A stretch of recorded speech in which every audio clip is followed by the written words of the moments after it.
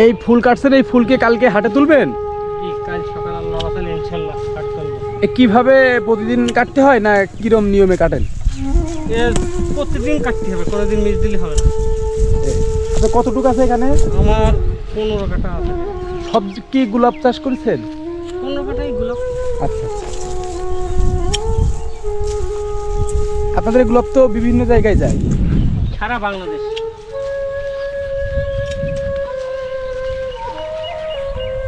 এই গরমে কি একটু সমস্যা হচ্ছে আপনাদের? সমস্যা মানে দেখেন চারিপাশে সব ভুঁই সব ছেড়ে দিয়েছে, কারণ একদিন পর একদিন স্প্রে করলে সবচেয়ে ভালো, একদিন পর 2 দিন পর এত পরিমাণে স্প্রে করি গরমে মানে পোকা লেগে যাচ্ছে, তারপর টিকে দেখা যাচ্ছে।